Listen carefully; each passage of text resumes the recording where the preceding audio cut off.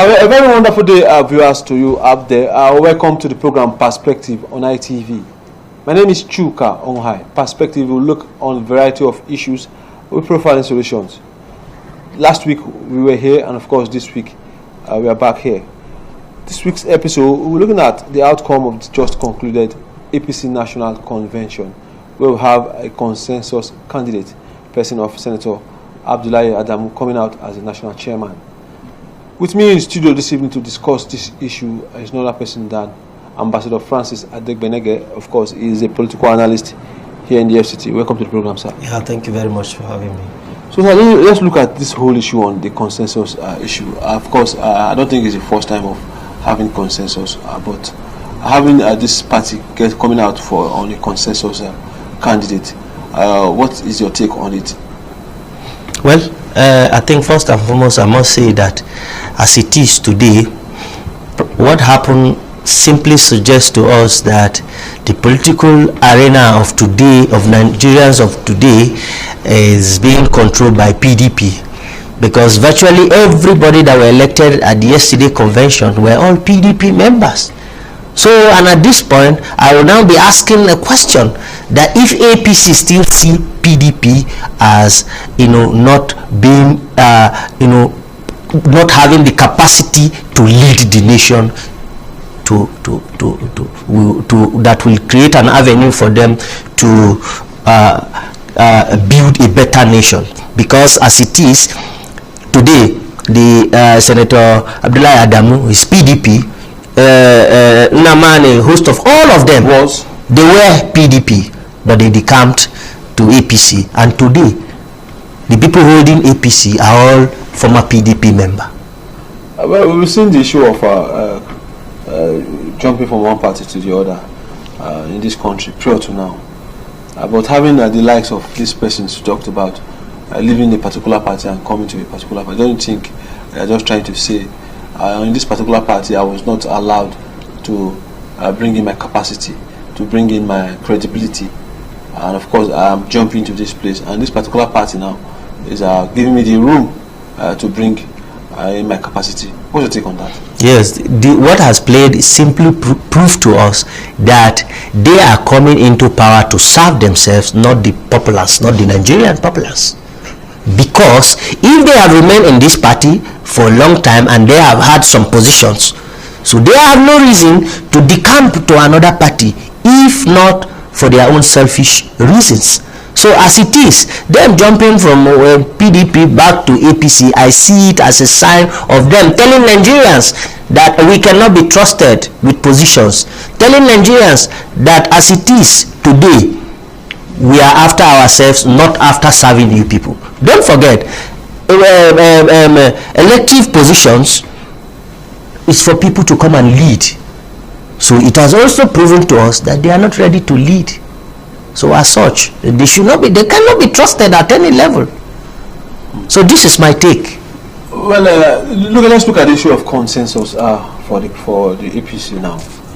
What are we saying? Are we looking at ahead of 2020 election? Are we looking at getting a consensus in other maybe political positions in the party, having like the presidency and of course other aspirants coming out? Do you think are we likely to get or foresee the issue of having a consensus presidential candidate from the party? Yes. Number one, I must make this clear to you. We all know that even before now, there's a yearning for zoning of who become presidents of this great nation. So, and as such, expect nothing less than a consensus candidate for the presidential seat, because that's going to happen. Because some certain part of this country are feeling being marginalized and also socially excluded from the seat of power. So, as such, the yearning for zoning emerged. And as it stands, if we can come up in this convention that just took place, a consensus candidate came up, then definitely we have something, same thing we are going to have on the presidential race. We saw the amount for the chairmanship position pegged at 20 million. What's your take on having 20 million for for candidate for the form of the chairmanship candidate? I think I will say that practically this party is being run, and there are a lot of expenses that have been incurred, and also the convention itself, it involves a lot of expenditures, and a lot of things need to be taken care of, and these things requires funding. So the sales of form is one of the primary avenue for the party to raise funds to control the affairs or run the affairs of the party. We saw just at the convention, just concluded the leadership coming out to tell the incoming chairman that the issue of highest bidder for the position of the presidency and other positions should be ruled out. So what's your take on how on the party coming out with that resolution? Well, in fact, this issue of highest bidder to be ruled out, it just amused me, because even him himself, the chairman, it was the highest bidder that made him a consensus candidate. Yes, it's not everything will be publicized for you to know. He is not the only one that is capable of becoming the national chairman. He is not. There are other candidates too that can hold. In fact, better imagine, don't forget, he is 75 years old. Don't forget. So there are other better candidates that can do better, perform well, excellently well than him. But I will put it to you clearly that at the stand, yes, money politics played a very vital role on the ground. And that was why they come up to say, okay, he's going to be a consensus candidate. We had 6 candidates dropping for him to emerge as a chairman. Of course, to have 6 candidates dropping just at the last minute, because prior to that time we saw most of them coming out to say, of course their followers coming out to say, we are not in for any consensus. But at the end, we saw a consensus playing out. What do you think having 6 candidates likes of Amakura, Senator Amakura, and the likes of the others dropping for this particular candidate? It is very visible to the eye. You understand? And very clear, very audible to the ear that money politics played a very vital role, even at the last minute. The same people that are saying that no, we are going to continue, our members said no, we must contest, and we want to make sure we see, and coming at the dying minute to come and say they are stepping down. You should know that money politics has played a vital role at the last minute. How has money politics been in our politics, especially in the political parties, and of course in the whole of our elections? What is the role of money? Yes, money politics is the reason why we are where we are today. Number one, there is this mentality that if I have to go, I'm contesting for an elective position. If I don't spend money, I cannot be elected. And even the electorate themselves believe that whosoever does not give me money, I will not vote for them. So money politics has really taken us back.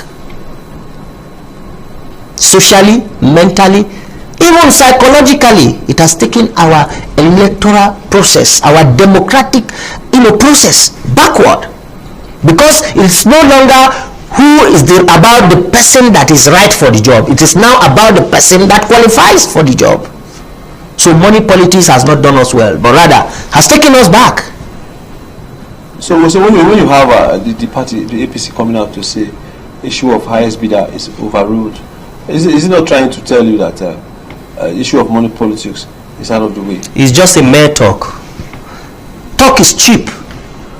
When I come and tell you that the issue of money politics will not play fine in the physical, are you there in their private meetings where they will have to call other candidates to come? Okay, you take this, you take this, like this, we are going to do this, you are going to do this, like this, and at the end of the day, and there will be an agreement will be reached. And now all you will hear, the media will all come out together to say, ladies and gentlemen, we have agreed, unanimously agreed, and all party, after consulting all parties involved, to say Mr. ABC is going to be here, Mr. CDC is going to take this position. Let's look at other parties. What do you think will be looking at the PDP? I don't think they've had their conventions. What do you think will likely play out? I would like to see a consensus candidate coming out from that party. Don't forget, PDP has a structure down to the grassroots, very strong one at that. And I believe very much that before PDP take decisions, they normally create an avenue for themselves where they consult very well to make sure that the decision is going to stand the test of time. And in the issue of them coming up, if they will be coming up for their own convention or so, consensus candidate also will be at play at that level, because they don't do anything outside obeying the federal characters. Very important to them, PDP as a passive party. And that is why I like the way their structure, what their structure is being built on. So definitely we'll expect to see the same consensus candidate for the positions.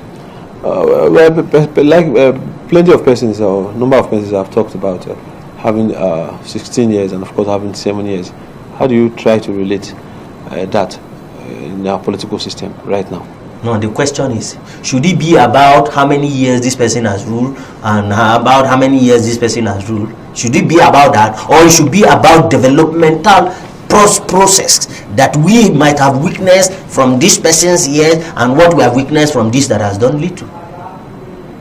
Well, if we have the persons, the likes of the chairman now from the same party, PDP, coming out to APC, and of course we have them in the PDP for a long while before coming up to this place.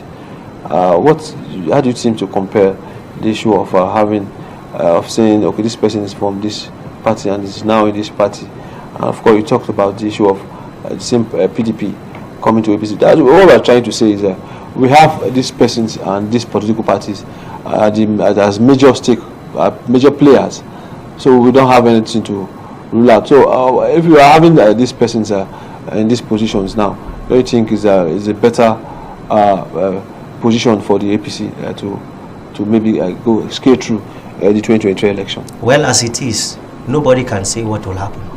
But I know definitely that the unimaginable will happen come 2023 election. So, but the only challenge is that, and my only dismay is that there is no third force, and that is the reason why I'm saying this to Nigerians to make sure that they come out and create an avenue whereby they elect people that will lead them, not people that will rule them, because there's difference between ruling and leading.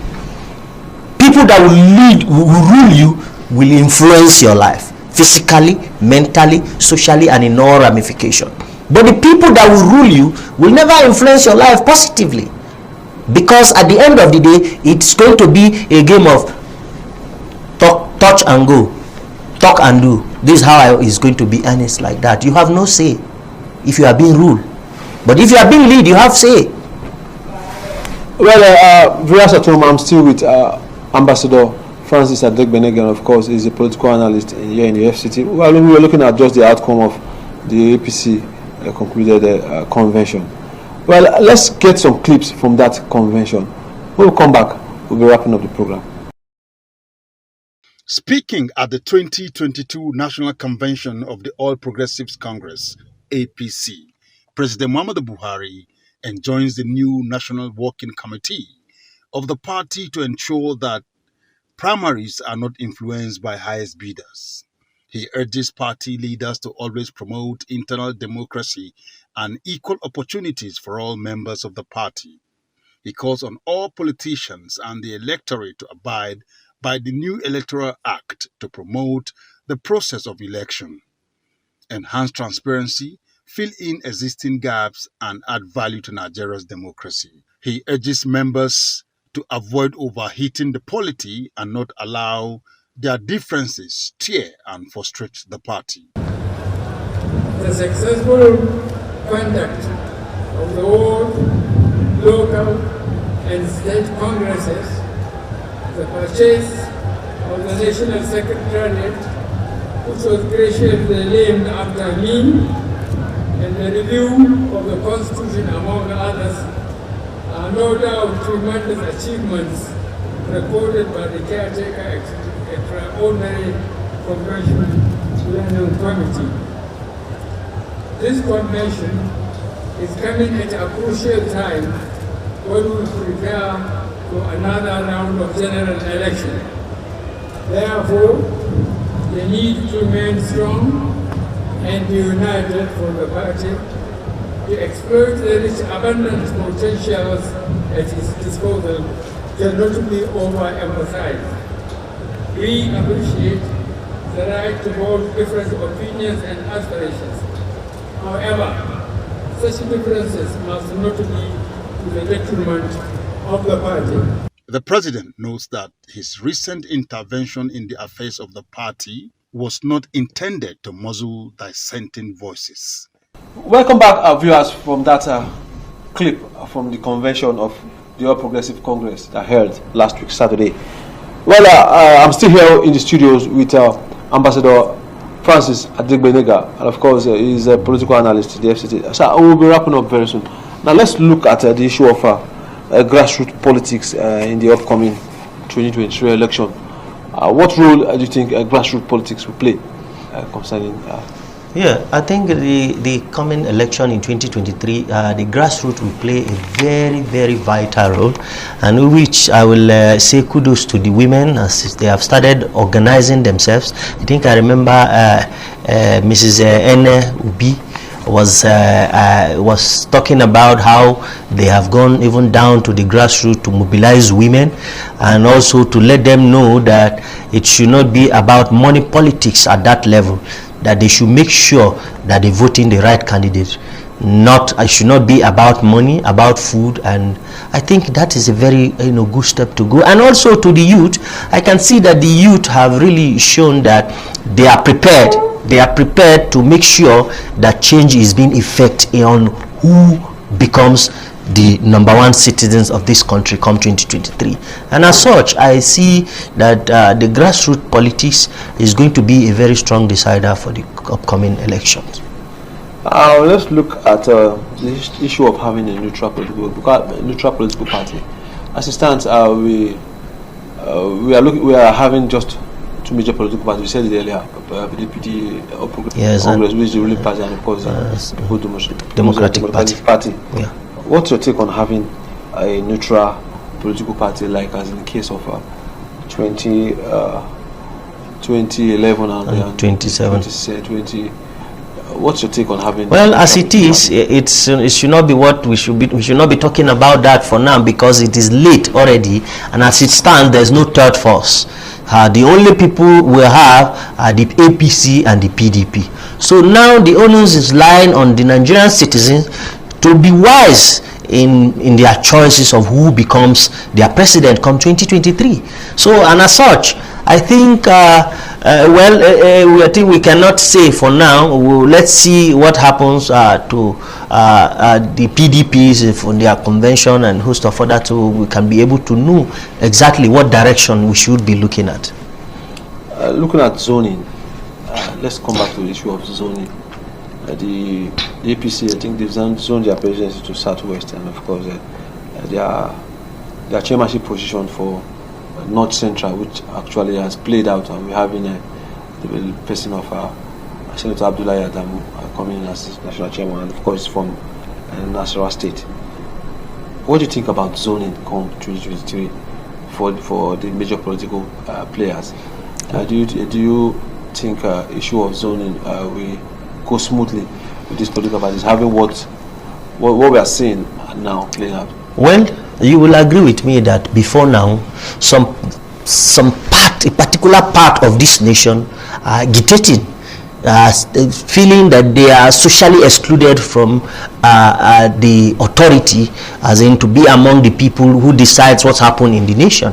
And the issue of zoning, before now I have said it here, that zoning system does not have any positive impact to a democratic setting like that of Nigeria.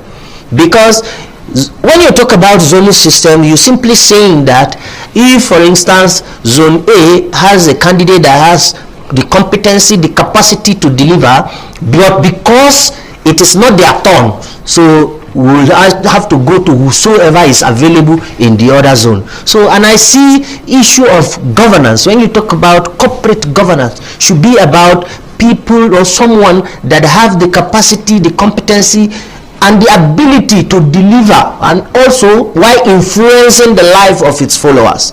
So as it is, zoning will have a major role, will play a major role in our democratic space, because right now we all know, as you know, the APC have zoned their presidency to the west, and definitely PDP to the southwest, and definitely PDP are going to follow suit as well. Because don't forget that PDP, they have a rule that they have always bent on following, and that rule is obeying the federal character, which is very important. Where does the issue of having a reputable candidate play in this particular issue of zoning?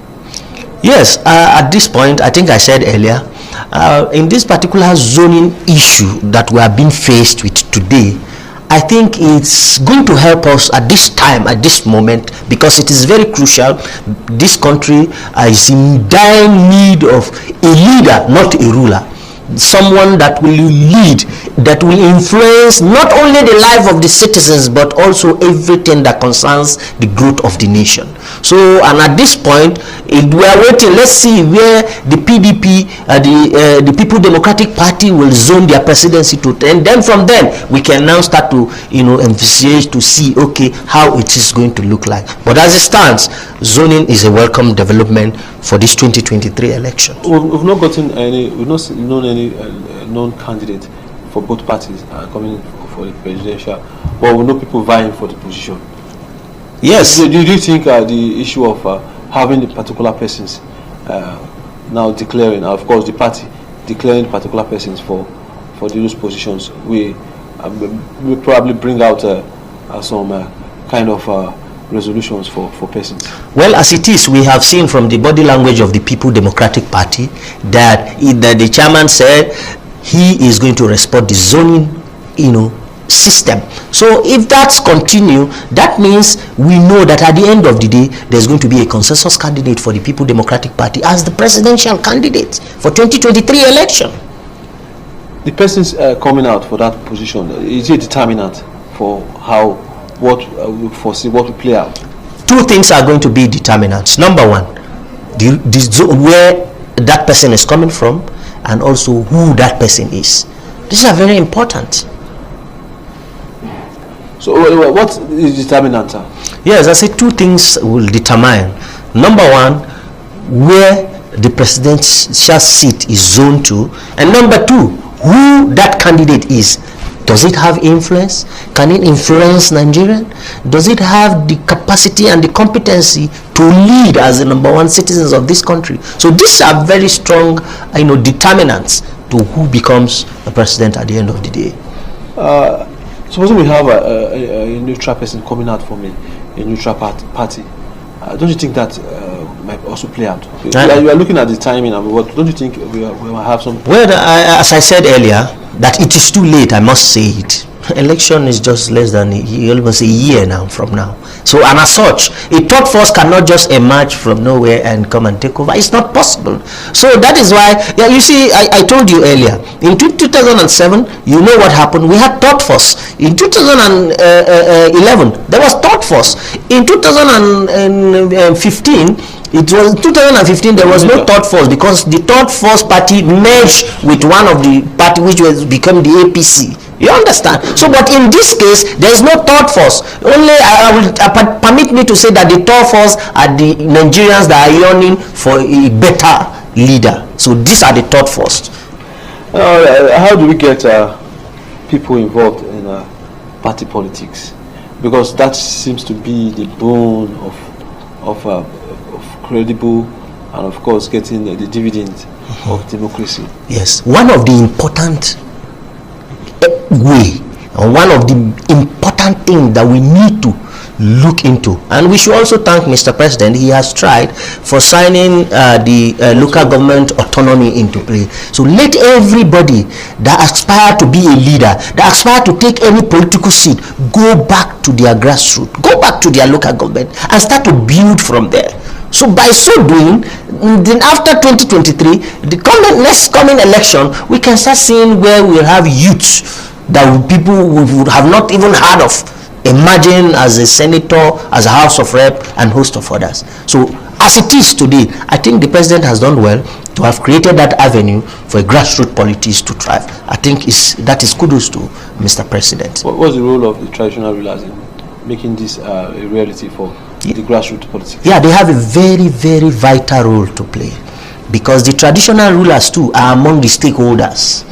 And as it is, the part of their role is to make sure they create an avenue where they sensitize their communities member on voters' education, and also for them to know the reason how important it is for them to be part and parcel of politics, because that is what decides the fate of the community. So by creating an avenue where they can have their own as a leader, so that he can make a law that will be favorable to them, to their people. So they have a vital role to play. Before your last word, I'll be getting from you now. The issue of this convention. What is your general note now concerning the APC convention? It went, and of course, people didn't think the convention would go the way it went. Actually, went. Of course, will you tell me it's a success for them? And of course, what's your general note on this? Well, if you look at it, the way it all ended, you know that it was pre-planned. So it was just the tape was only played yesterday because of what happened. Okay, look at the issue of the national leader was there sitting down in the Lagos entourage seat, and there was not even chance for him to, even for 1 minute, for him to at least just say a word. Yes, you might tell me because he's vying for a presidential seat and he has declared, but there's still room for him. He's the chieftain of the party. The chance was not there. And secondly, I must say this, that what played out yesterday, yes, you might call it success, and other persons might say yes, it was not successful. But for me, I know that what played was, it was replayed. What played out yesterday was recorded, and it was replayed, so that the whole Nigerians will see that, okay, a decision has been taken. This is how we want to do it, and it's going to remain like that. What is your advice? So my advice, as it stands, is that Nigerians should not be electing presidents in the social media. They should make sure they create an avenue for themselves where they can go and get their PVC, dust it, prepare it very well, to make sure they elect the right people into the various office come 2023. Because if you look at what is happening today, these same people we have, they are the same people that have been at the helm of affairs before now. And now we are talking about change. And last time I was asking some group of persons, out of 100 people, it was only 2 people, 2 youths that have their voters card. And they are talking, yearning for change, that this man is old, this is not supposed to be, and host of others. So, and don't forget, I told you last time that leadership is not about age. It is not about age. So saying that we need a youth, all these people are old, no, their experience is very important. We need their experience. What is it that they are doing wrongly that we feel is not right, that we want to pick right? So, but then we should also know it's not about age. We are only yearning for the person that will serve, because leadership, a political position is for you to come and serve the people. Serve. So we're looking for who will serve Nigerians. So, and at this point, for us to get who will serve Nigerians know who from the candidates that will be tendered before them, who to vote for, based on their precedence. Thank you very much, Ambassador. Thank you so much. So viewers at home, of course, I've been with Ambassador Francis Tigbenege. Of course, he's a political analyst. Of course, here in the FCT, we'll be discussing the outcome of just concluded APC convention that held on Saturday. You join us same time next week for this program. Of course, to enjoy more of this, you can tune to you can follow us on our social media platforms and our other platforms, and of course make your contributions there. My name is Chuka Onghai. Join us next week again. Bye for now.